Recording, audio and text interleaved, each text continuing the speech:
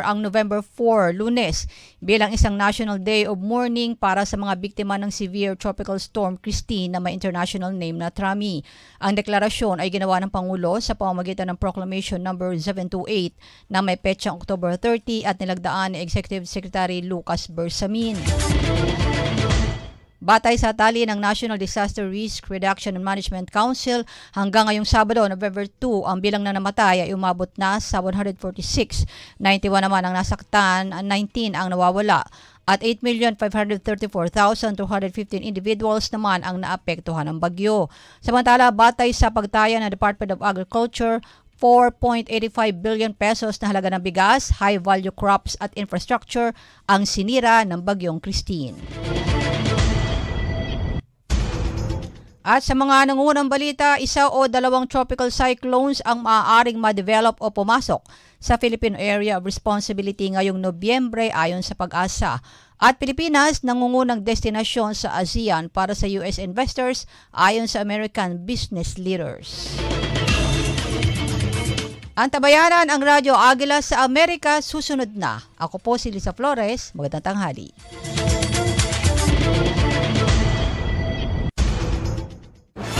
Sumainyo ang mainit at mga nagbabagang balitang nakalap ng Radyo Agila sa nakalipas na oras. Radyo Agila Balita Update. Radyo Agila, tuwing linggo, kantahan na! Tayo ay matanda na, huwag kang mapagod magmahal, di rin naman matatagal. Minsan ako ay nagtataka, sasabihin mong mahal mo.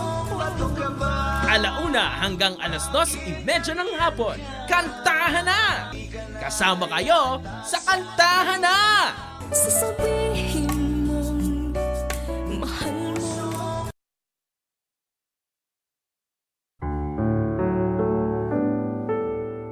Ano ang kwento ng iyong buhay? Gisingin ang natutulog na puso at damdamin. Bigyang kulay ang buhay sa palatuntunan. Ito ang inyong Tita Meti. Linggo, alas 2 ng hapon sa Radyo Agila.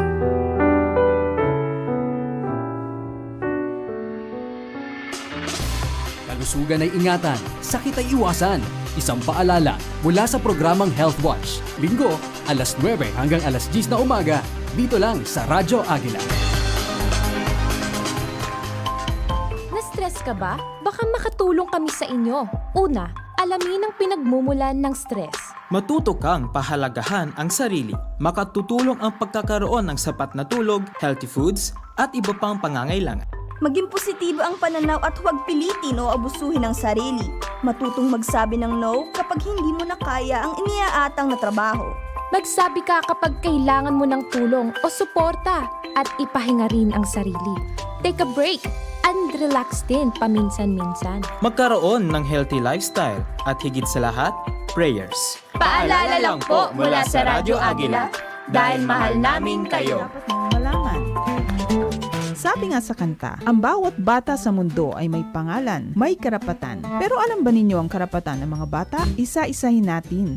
Ang mga bata ay may karapatang maipanganak at magkaroon ng pangalan at nasyonalidad. Magkaroon ng tahanan at pamilyang mag-aaruga sa kanila. Manirahan sa payapa at tahimik na lugar. Magkaroon ng sapat na pagkain, malusog at aktibong pangangatawan. Mabigyan ng sapat na edukasyon. Mapaunlad ang kakayahan. Mabigyan ng pagkakataong makipaglaro at makapaglibang. Mabigyan ng proteksyon laban sa pang-aabuso, panganib at karahasan. Maipagtanggol at matulungan ng pamahalaan at makapagpahayag ng sariling pananaw.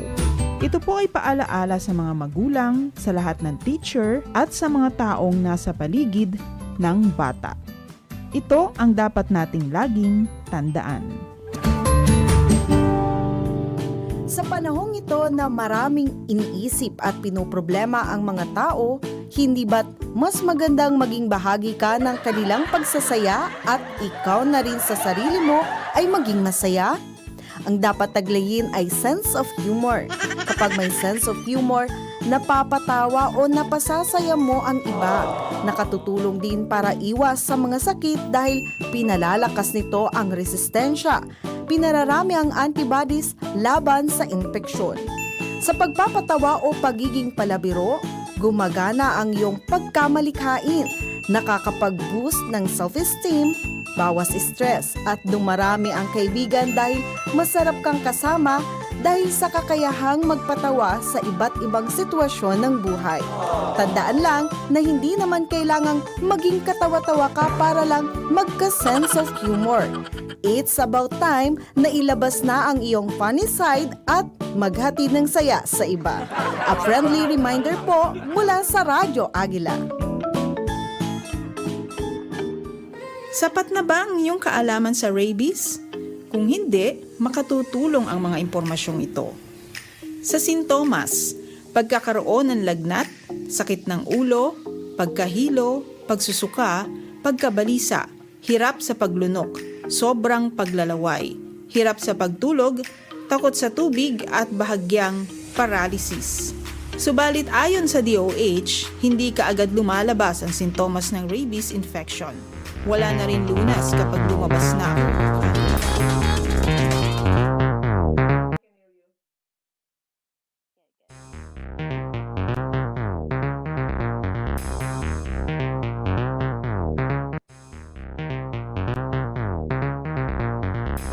Ayan, nako! Naririnig ko na yung background at lumabas na yung screen. Anyway, muli ay magandang tanghali po dyan sa Pilipinas. Sumasa inyo ang programang Radyo Agila sa Amerika. Siyempre pa, tayo po ay live na live sa ating Radyo Agila 1062. Kaya sa lahat ng nakikinig sa buong kapuluan, welcome po sa ating programa. Siyempre, gaya ng dati, dito po sa California ay alas 9 ng gabi. In fact, it is already 9:09 p.m. Di ba? Pero next week, Jonas, mapapaaga tayo dahil daylight saving time na sa California. So, ia-atras ko na ng isang oras. Kaya dito, alas 8 na ng gabi ang umpisa.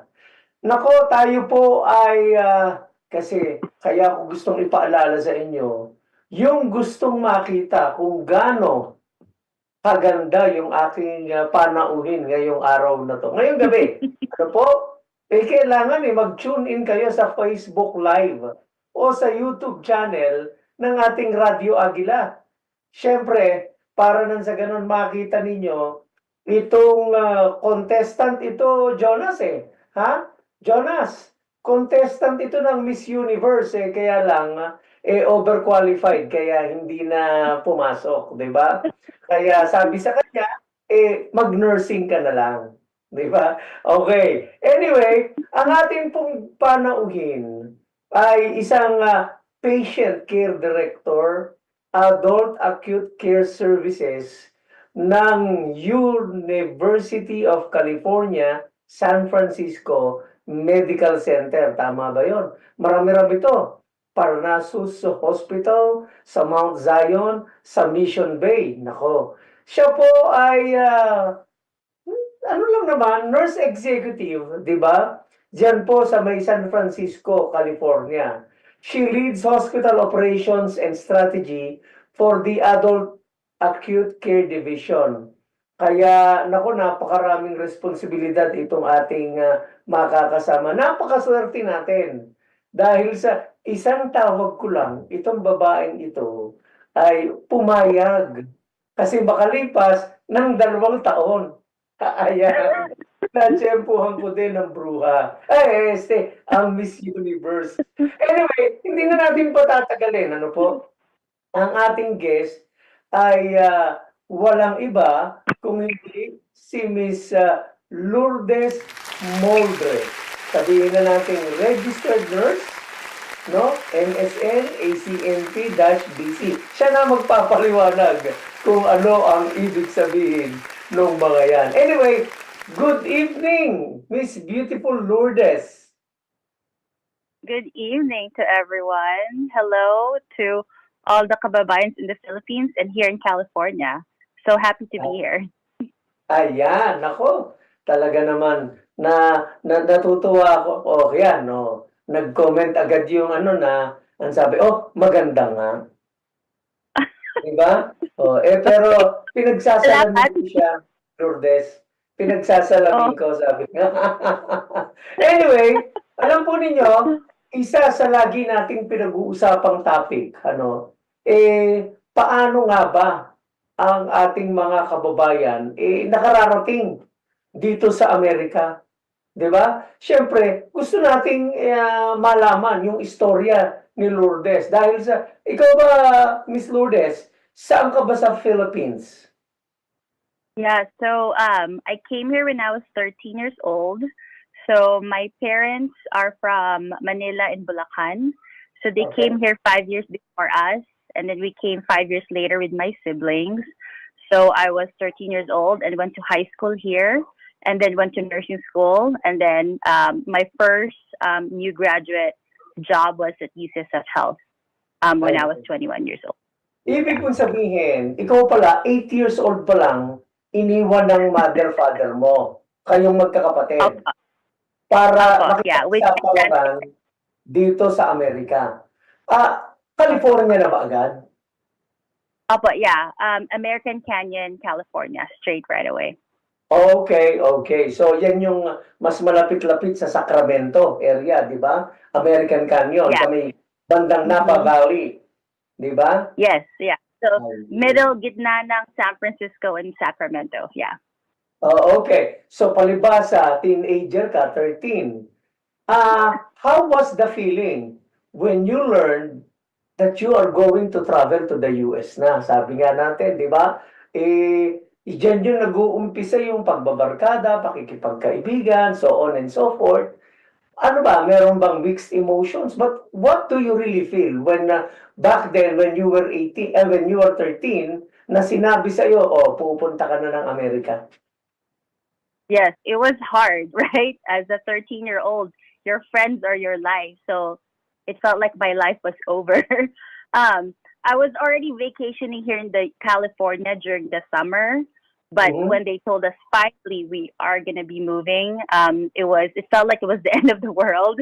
And then, all my friends, right, came over to bring gifts, right? Because that's the last time they're going to see me. But they made sure to write me letters, right? Still snail mails. Yeah, but it was hard to assimilate as a 13-year-old, as a freshman in high school.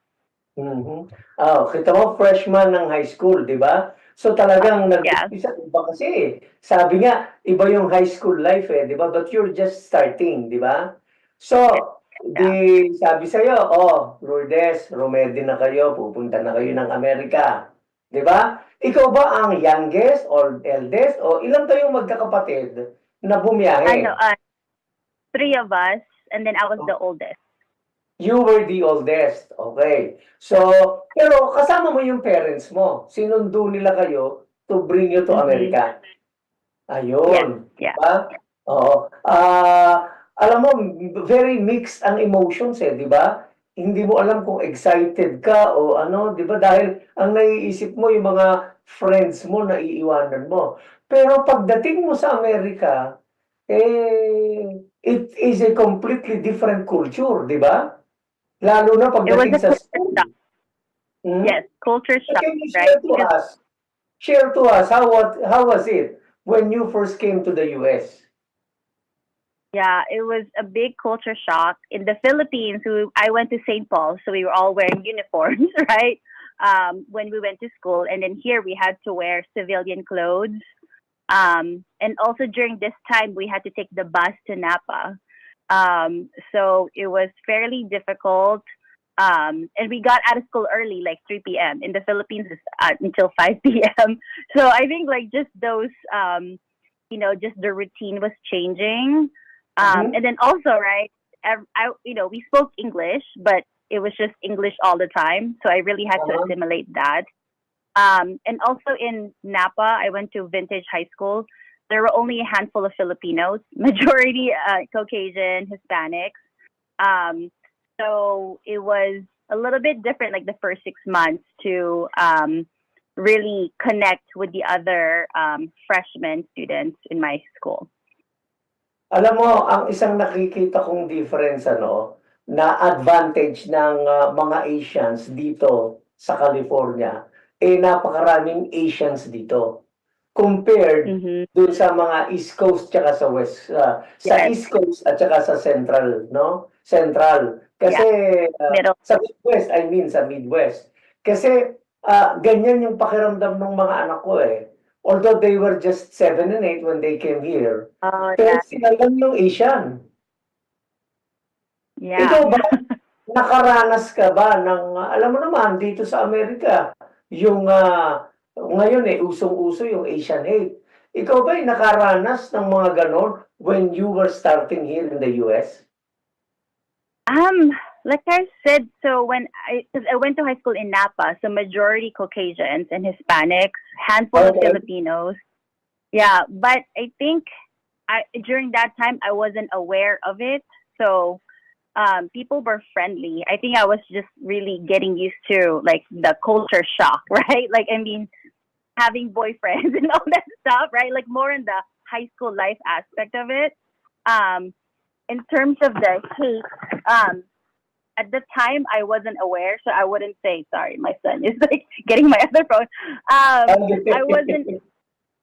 wasn't aware of any hate at the time. I think people were friendly. They were interested in getting to know me and my culture. And then finally, I was able to meet other Filipinos as well in the school.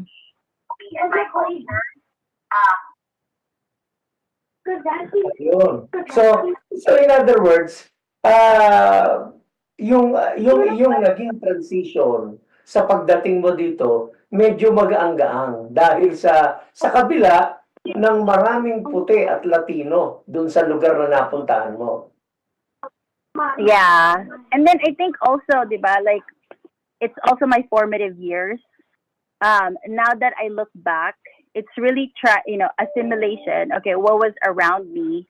So even eating hamburgers versus rice and meat for lunch, right? So changing that up, like that routine. So it was a bit different, but and I think also like my parents prepared us, right? We come to the United States. This is the new life that we are choosing. We're being adaptive and flexible. So because of that, I think, my maturity level is a little bit higher than others. And I was open to changes. Like I said, it was hard internally, but I think it actually set me up in my adulthood afterwards. One culture shock that I would probably, yan. Sabihan mo nga yung anak mo. Sabihin. I know. Asan siya? Makawin mo nga. Alam mo, para sabihin niya. Makita natin. Di ba? No, he went downstairs now. Baba na. Okay. Oo. Alam mo, kasi palibasa ikaw ay Polinian. Yung araw na yon, ano ka ba? Manila, QC? No, this was in Bulacan. So, Bukawi. Okay. So, ano yan all girls yan di ba? All girls? So the one in Bukawi, actually boys and girls, is co-ed. Okay. So hindi ka na-shock pagdating mo sa Amerika na, siyempre, diba? Kaya lang, wala nang uniform. Yes, the uniforms and, the nuns, right? There's no nuns that would just... Ikaw ba ay nabuhay sa peanut butter and jelly? Jelly and peanut butter? Yeah. When we get home. Kasi ganyan ang buhay ng mga bata, di ba? Yung ang palaman, yun, di ba? Pero, yung school naman, nagpo-provide rin naman ng lunch, di ba? Free lunch, ika nga. Do you, have those, right? Yeah, no, back then, no. We had our own lunch. Now, in California, they do. Okay. Yeah, because of the COVID-19, right? When they realized that some students are only able to obtain food while they're in school, So after COVID-19, that's one of the changes that they did. Everything is free breakfast and lunch in the public school system. Yeah. Uh, but ang ibig kong sabihin ay, is that how things are for the rest of your high school days? Yeah, I mean, I think also for me, I knew that I wanted to be successful, right? So meaning in my mind, I was trying to work, achieve those goals in order to like what I want to do in college. Okay.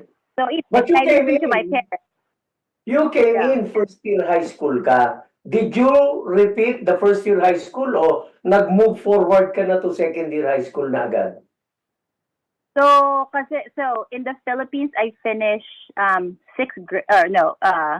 freshman year, which is I guess 7th grade. But when I came here, I went to 9th grade right away. Oh, okay. Oh, okay. Yeah, so we skipped, yeah. Ang 9th grade ay high school na, di ba? Yan na yung high school. Kasi 7, 6, 7, 8 normally is the middle school. Yes. Yeah. So in okay. I was a 7th grader. Okay. And when you went to school, saan ka naman nag-excel? Kasi, kaya ko natatanong yan, why did you end up taking up nursing? Yeah. So when I went to high school, I excelled in math and science. I liked writing and English, but I knew I wasn't gonna do that when I went to college. I really enjoyed science and math.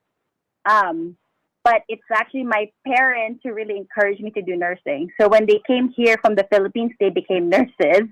And like a true Filipino nurse story, they incentivized me when I went to college, saying that they'll buy me a new car and they'll pay for my school if I do nursing. And I also graduated in 2000, right? So that was like the computer boom. And so a lot of my friends actually were going to do computer science, but right at the very last minute when my mom was about to pay for my school registration, she said, I don't see you in computer science. Why don't you try nursing? So I ended up, and I told myself, okay, if I don't excel in nursing, I'll blame you. I was 18, right? I was like, it's your fault. And then I'm getting a car out of it. So, okay, let's try nursing. And then sooner than later, I actually liked it. I initially got my associate's degree. And so I graduated in 2003 and became a nurse, went to UCSF Health Transplant as my first job. And then during that first year, I also went back to school to get my bachelor's. So I graduated early. So my mom was right. I listened to her and she was right. Tinitingnan ko. Ito pong picture. Ikaw pala, ang asawa mo pala ay puti. Opo, yeah. We met in nursing school. High school classmate o saan mo nakilala? College sa nursing school. We met. Okay. Hinarang mo ba siya o ikaw ang hinarang niya? Siya ang nagharang. I mean, we were friends. So in nursing school, we were friends. I had a boyfriend. He had a girlfriend. And we were just nursing school buddies. And then we got together 6 years later. So after nursing school, we worked, we still stayed friends. And then we kind of met up and then got together 6 years later. Ayun. Dapat pala, ang tinanong ko sa iyo, puro love story na lamang, ano? Love story. But it's nice. You have 3 kids pala. Yeah, 3 kids. So the oldest is London. She's 14. She's actually training as a gymnast, an elite gymnast. So she's level 10 right now. And then my second is Lucas, 12 years old. And then my youngest is Lincoln, 7 years old. Ayan. Meron ba silang ugaling Pilipino? Maliban sa kumain ng lumpia at adobo? Yes. Kasi, if I'm working or my husband's working, my parents or my aunts would watch them. So, they learn a lot of Tagalog words or they watch Filipino shows. Okay. They know when my mom is mad, right? Like, talking in Tagalog. Yes. And then we go to church on Sundays, right? So we try to instill like the Filipino traditions. Ayun. So, they can understand Tagalog, pero sa pagsasalita, ang sagot ng tatlo, konti lang. Yeah. Pretty much. Diba? That's the normal reply that they when asked, do you speak Tagalog? Konti lang po. Yes. But that's good, at least meron yung pagka-Pilipino. And I am sure ay merong tendency na pinalalaki mo sa pagka-Pilipino dahil sa alam po ninyo itong si Lourdes, kaya po ako gigil na maimbitahan itong babaeng ito dahil napakarami po niyang involvement sa mga Filipino-American community events. As a matter of fact po, siya po ay kasama sa Filipino Young Leaders Program, yung PhilPro, na isa sa mga dinidevelop at ini-encourage ng Konsulado ng Pilipinas dyan po sa San Francisco. At siyempre may support ng US Embassy at ng ating Ayala Foundation. At isa sa mga sinasabi nga nating parang kanyang advokasya yung kung tawagin protection of nurse migrant workers. Di ba? Yan, Kaya sabi nga kasi, sa dinami-dami ng mga nurses po dito sa Amerika, we practically dominate, pagdating sa mga nursing. Tama ba? Tama ba ko, Lourdes? Yeah, tama. So, I mean, Filipinos are the backbone of the healthcare system of the U.S. And there's still a lot of high volume of immigration coming from other countries to the U.S. as far as nursing, specifically from the Philippines. So when I attended the PhilPro program, we needed to come up with a legacy project. So what I picked was the protection of nurse migrant workers. So when we went to the Philippines last year, I was very intentional on who the business, civic, community leaders I needed to speak with in order to advance that advocacy work. Ayun, nako, talaga namang it has really become very effective at nakatutuwang makita ka na pinangungunahan mo ang ating community pagdating sa bagay na yan. Anyway, alam mo, napakarami nating pag-uusapan. Ikaw naman alam ko ay mahilig kang magmarites, di ba? Nakuha mo ba yung marites? Di ba? No, I know. Chismis is Marites. Marites is mare. Ano ang latest? Right, like chismis. Naku naman.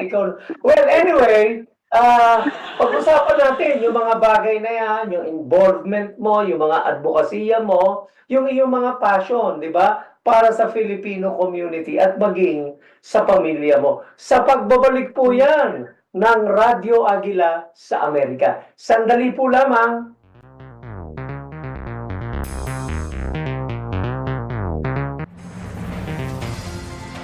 EBC, Eagle Broadcasting Corporation. Ito ang Radyo Agila.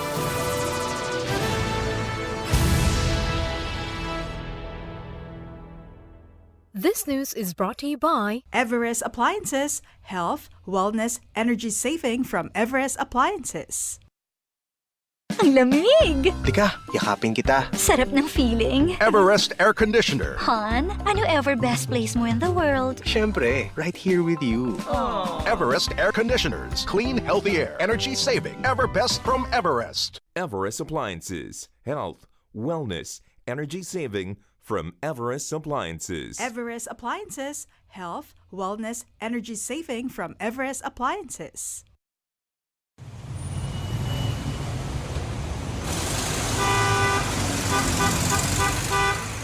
Nagkakaroon ng aksidente sa kalsada dahil sa mga sumusunod.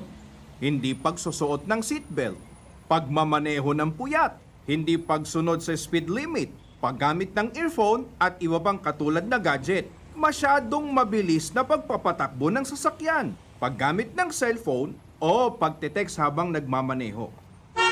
Paalala kung paano makakaiwas sa aksidente sa kalsada mula sa Radyo Agila.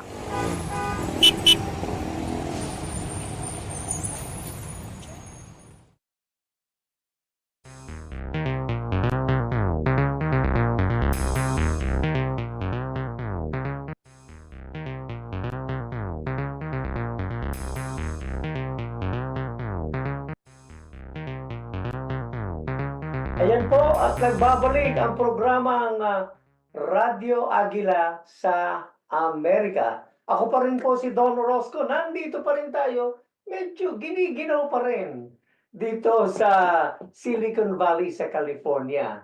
At bago tayo magpatuloy po sa ating programa, no po, gusto ko sanang ipabati ang ating pakikiramay dun sa ina ng aking kaklase nung high school. Yan po ay si Mayor Arthur Robes, no?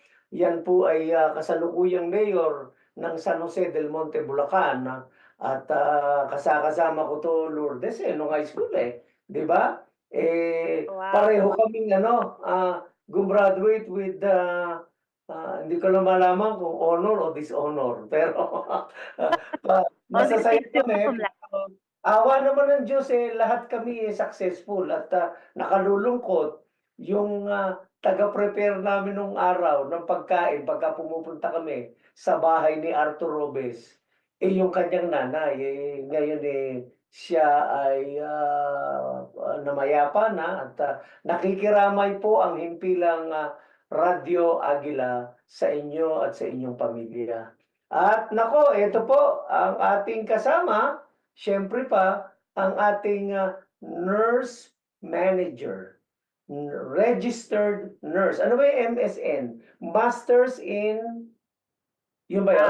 Science, Masters of Science in Nursing. Masters of Science in Nursing. ACNP-DC, ano ba yan? Acute Care Nurse Practitioner Board Certified. Board certified. Ang yabang naman pakinggan, pero totoo lahat Di ba? Ito po ang ating bisita, si Miss Lourdes Moldre. Siya po, may nagtanong kasi ano ba yung PNA-NC? Di ba? So yan, pero bago niya sabihin yon, hello muna kay yung bumati sa Facebook, si Liana Bakurin. Hello Liana. At si Al Ino Zamora. Isipin mo, nasa Riyadh, Saudi Arabia, nakikinig, nanonood, di ba? Kaya, wow. Di ba? Nationwide. Hindi, worldwide pala. Anyway, Lourdes, may nagtatanong, ano daw ba itong PNANC? Yes, so PNANC stands for Philippine Nurses Association of Northern California. And it's one of the 55 chapters of the Philippine Nurse Association of America. So I'm the president for PNANC here in Northern California. Ayun, So that's what nako. it's Okay, so I think I remember sino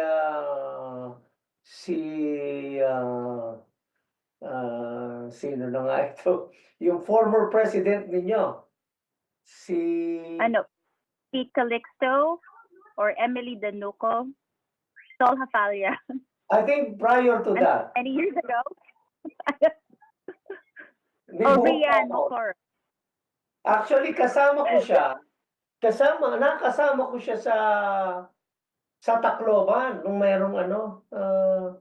merong Hayan, di ba? Doon sa Tacloban. Nakasama ko siya.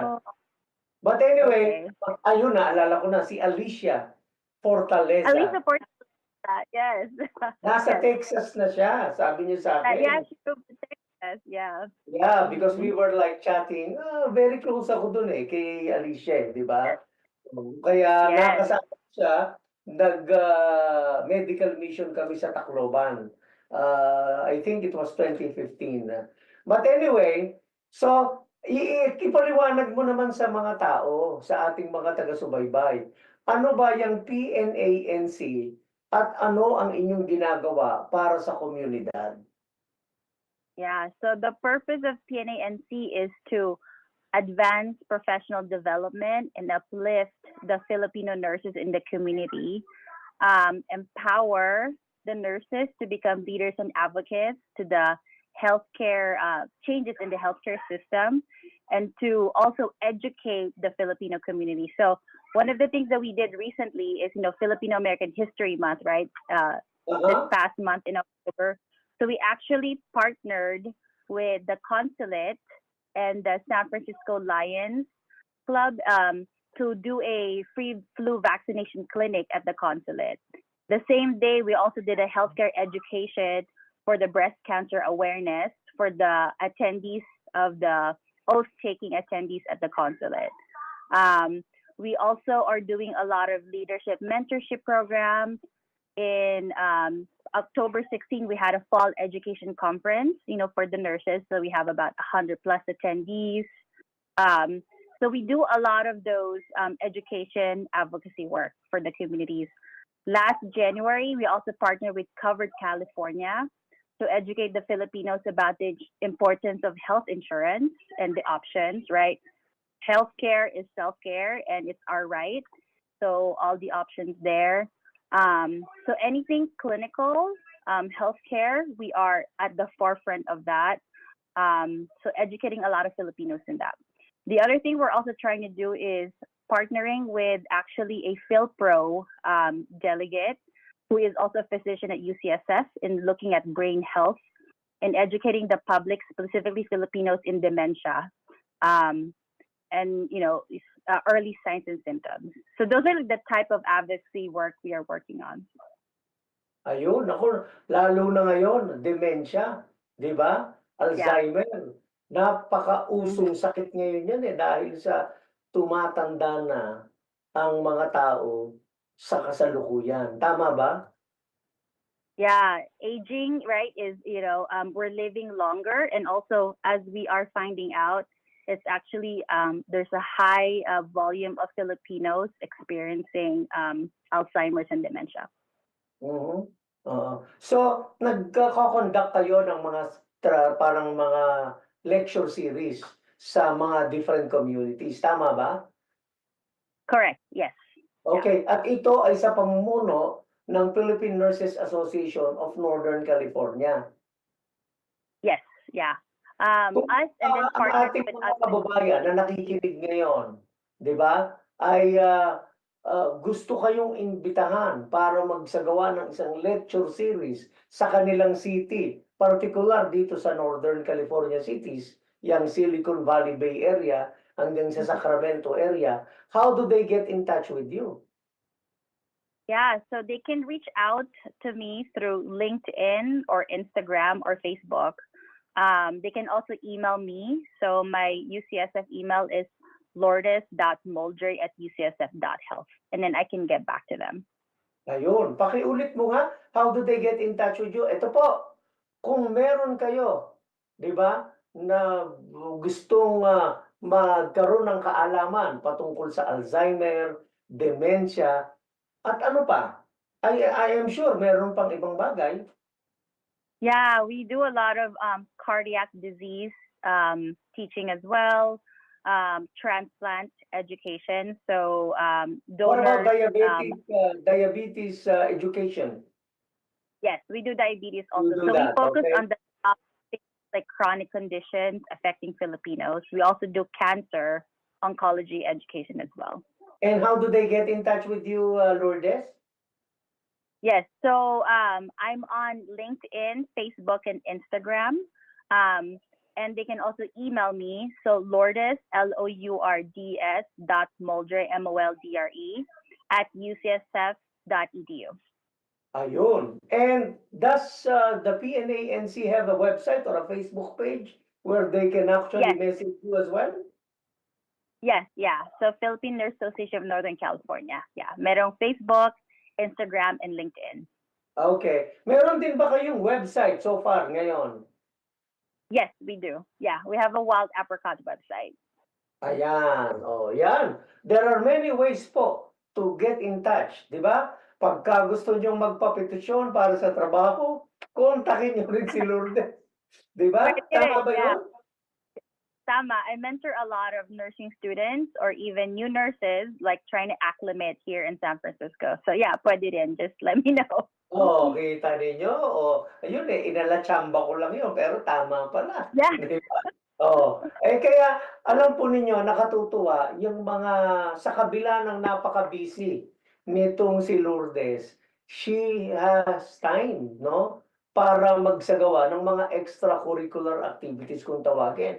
Nakita niyo naman, yung mga pinakikita nating mga picture, kasama niya si Consul General Lil Ferrer sa mga ibang activities, si Mayor Jocelyn Manalo, isang Filipina mayor from Daly City, yung nanay ng ating Attorney General na si Ma'am Cynthia Bonta, kasama niya rin, di ba? At napakarami pa na mga community leaders dito po sa California.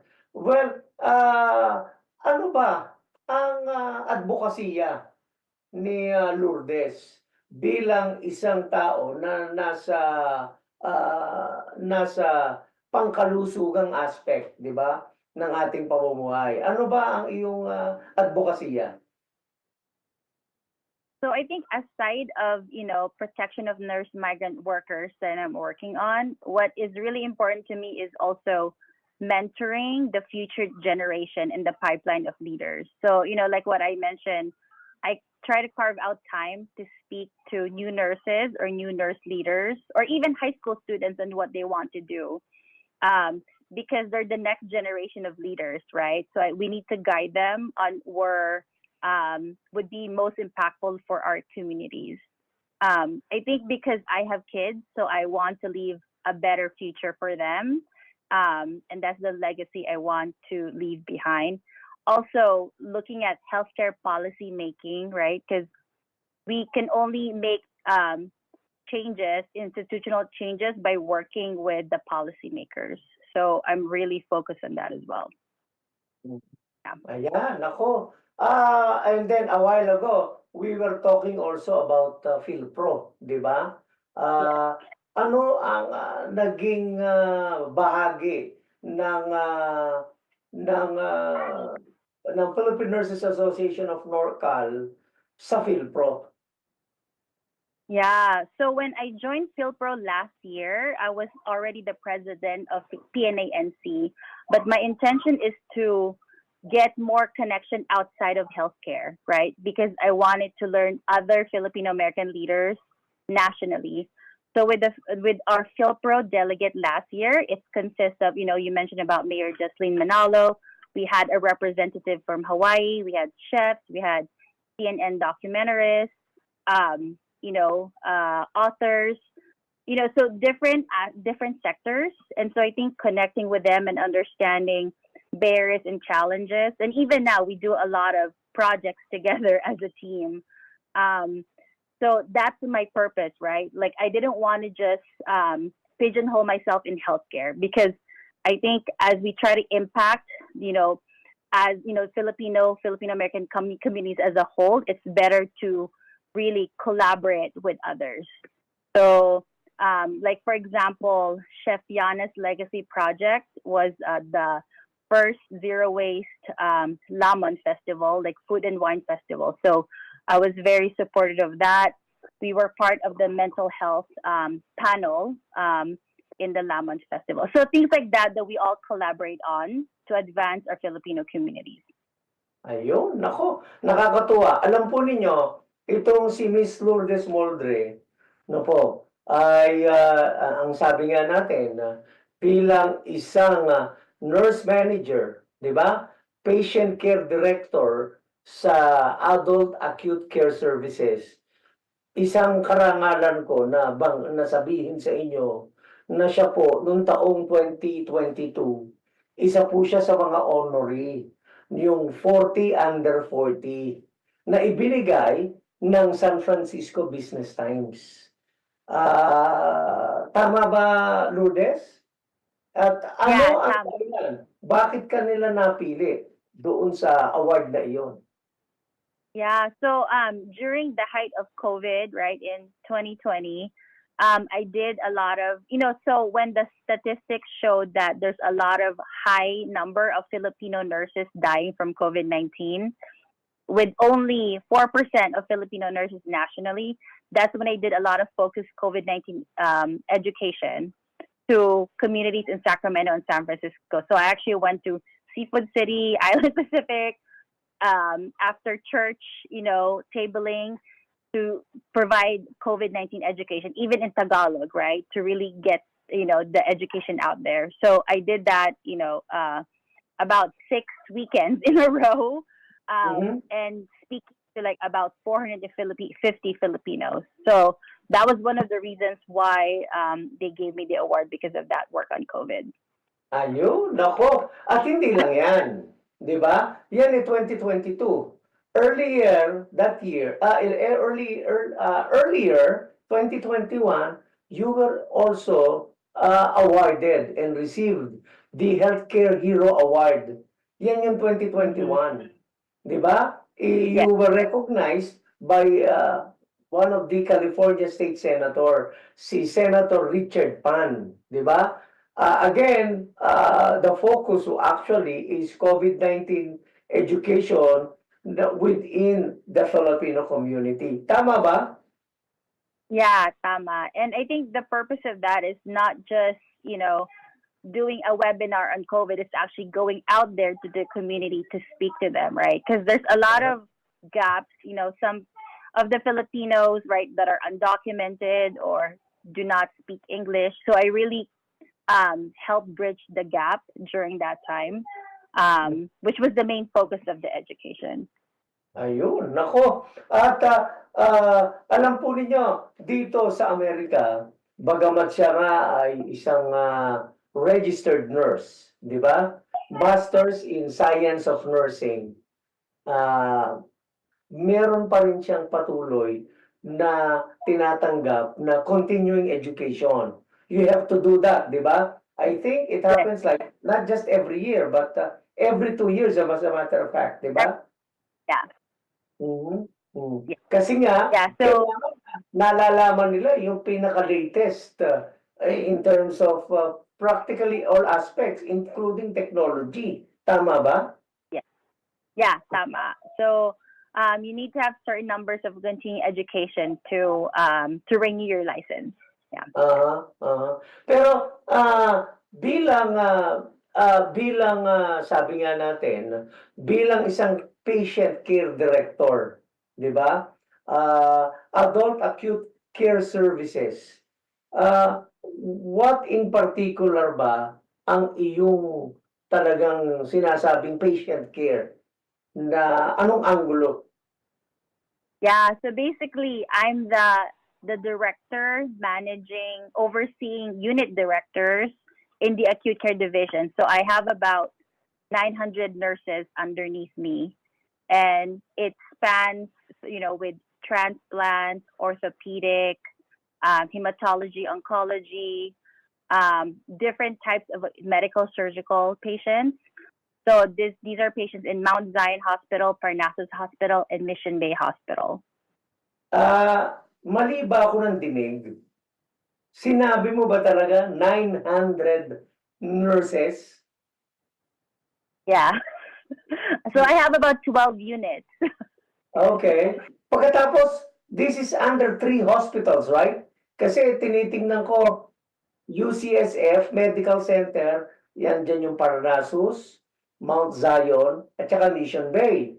Kung ikukumpara natin, yung Parnassus, gaano kalaki yan? Ilang beds yan? 15 floors. So about 600 beds. 15 floors? Yeah. 600 beds. Okay. But you don't Yeah. really have to go each floor, right?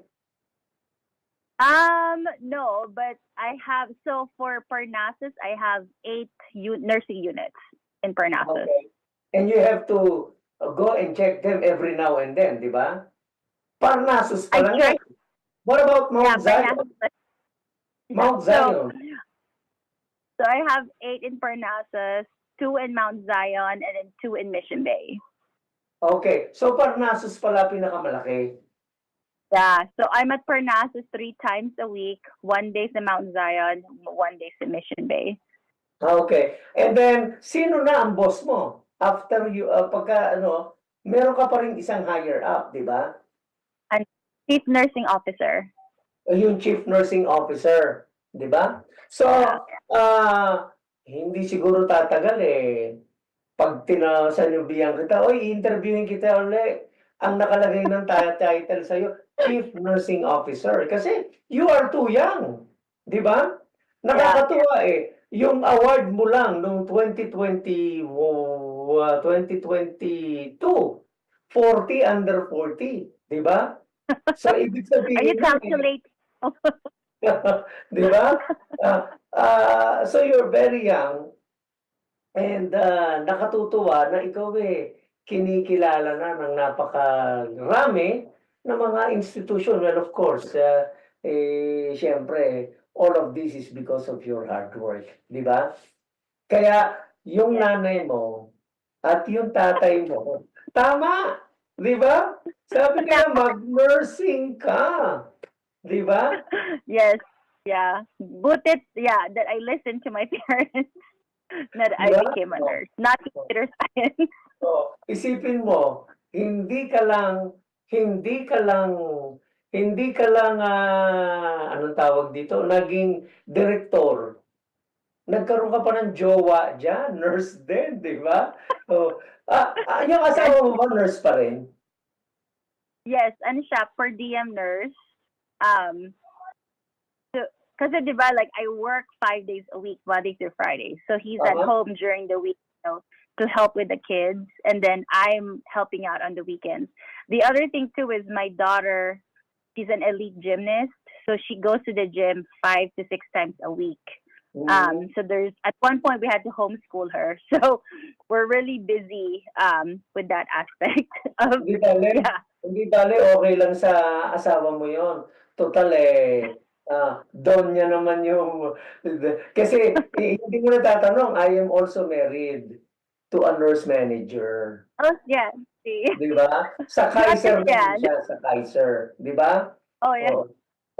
Pagka nakikita ko, at halimbawa, sumweldo na siya, di ba? Nare-realize ko, Lourdes, mahal ko pala talaga yung asawa ko. See, I know. It's worth it. But you're supportive. Kaya, hindi, alam mo, ganyan dito sa Amerika, mga kababayan, di po ba? Talagang one has to medyo step aside, di ba? Kasi, ang mas importante pa rin, yung mga anak. Di ba? Iba yung personal namin inaalagaan yung aming mga anak. Kaya nga, for so long, nung maliliit yung dalawa kong anak, kumbaga ako yung taong bahay Ako yung gumagawa ng pambahay. Laba, plancha, di ba? Ang problema, nadala ko na hanggang ngayon. Ako pa rin ang laba at plancha. But I'm sure it's worth it, right? Well, nakatutuwa naman, di ba? Dahil sa again, ito, maayos namang naglakihan yung ating mga anak. Di ba? That's the important thing. Yeah, and I think also, like, when I became an adult, I could have married a doctor if I wanted to. Pero in my mind, I was gonna be a working mom, right? And I just want to be staying at home 100% of the time. So I wanted a partner that would be at 50%, right? So I was purposeful on who I want to marry as a husband. And I think that's very important. How close are you? How close are you with your kids and sa pamilya? Closely. Yeah, we're very close. Yeah, we're very close. Like with my kids, right? in the morning I leave for work at 5:30, but I make sure I make their baon every day. I Okay. steam their uniforms, for school, and Uh-huh. then so we're very.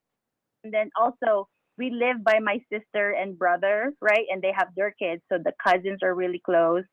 So the reason why we're living here in right now we're in Hidden Brook, Vallejo, is because we're close to our families. Okay. So Yeah. how do you define your day? What time do you start? Oh yeah. So I wake up at 4:40 in the morning, and 4:40 then in the morning? yeah, Okay. yeah. Because I need to get Okay. ready. I need to get baon ready for the kids. I leave the house around 5:20. There's a van pool for UCSF, so the van pool leaves at 5:40. I get to the hospital by 6:30. I work out right until 7:30. Then work starts. Oh, so hanggang 7:30 ng gabi? No, sorry. I start my day. So I work out from 6:30 in the morning until Okay. 7:30 in the, Okay. and then 7:30 work starts, and then it's ongoing, and then meeting ends to go to 4 5 p.m. Then I take the van pool home, but we still have meetings like later at night. But I try Okay. to like really start working mga 6 p.m. 7 p.m. Oh, okay. So you're Yeah, more usually, than 12 hours. katulad kanina, nung naharang kita, you were about to go home, but it was already almost 6 o'clock, right? Yes, yeah. Okay. So, tapos pagdating sa bahay, ikaw ba yung nagluluto pa o wala ng oras o ano ba normally? O Yeah. nagmamicrowave na lang? So I at least try to cook Monday, Wednesday, Fridays. And Okay. then Tuesday is like we just do either, we eat at my sister's house or we get, I don't know, like a to go food, Chicken Express or something. But would at least try to cook at home. Because, also like the dinners are, special part of also like daily things for the kids. And ano ang paboritong pagkain na niluluto ni Mami para sa mga anak niya? The kids like my lasagna. Like it's Filipino lasagna though. Aha. Aha.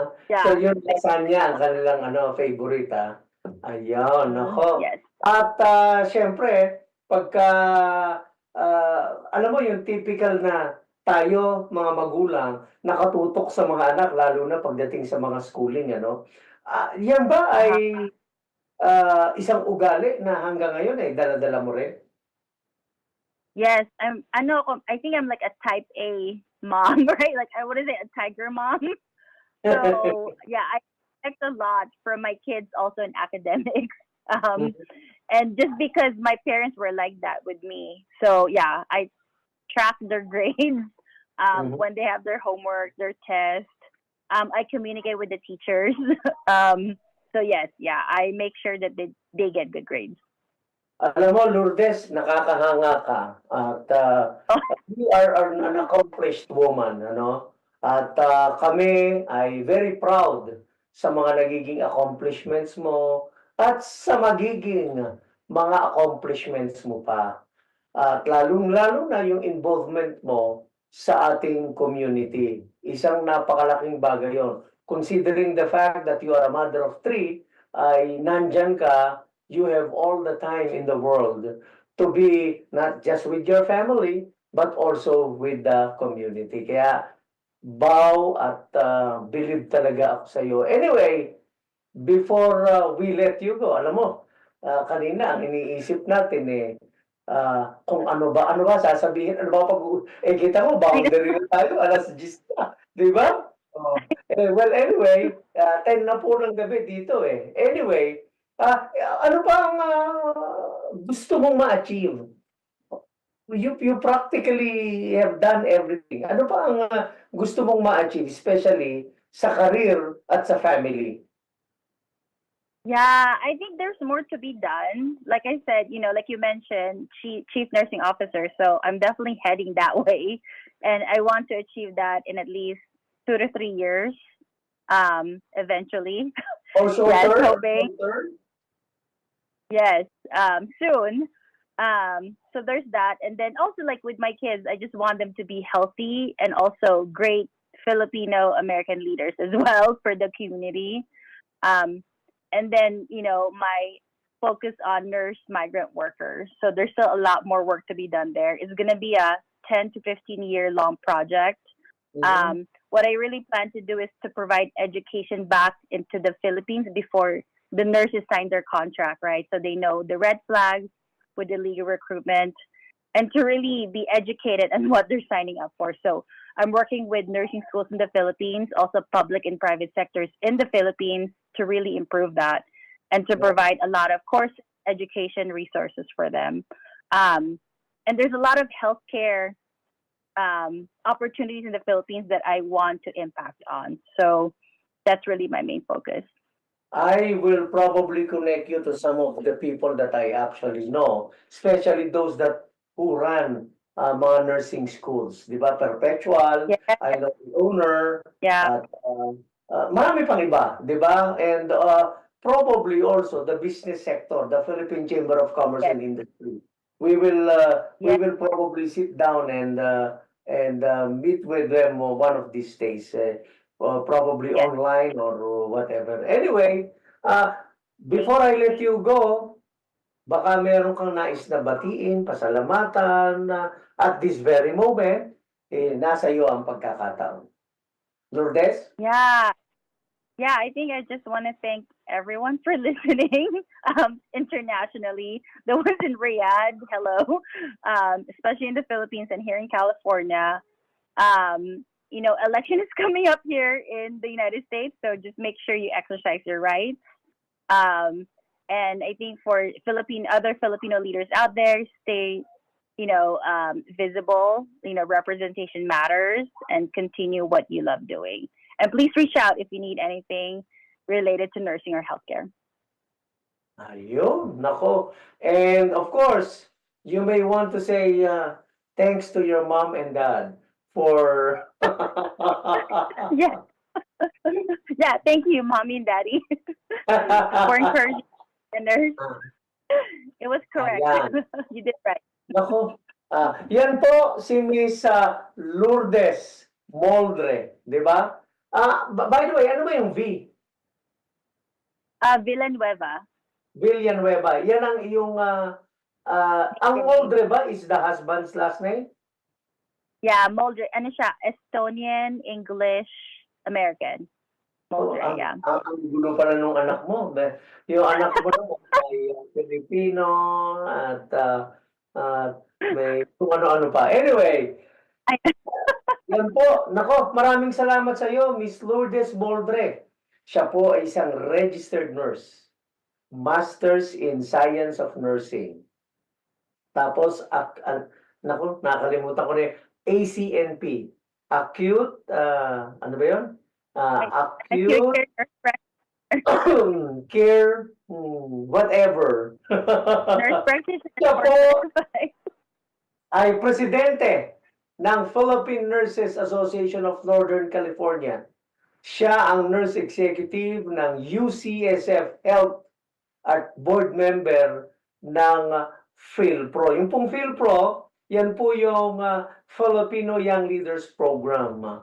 Kaya marami pong natutulungan yung kanilang organization. So maraming salamat and I hope to see you in a year or two to be the chief nursing head for UCSF. Make us proud. Okay, Lourdes? Salamat.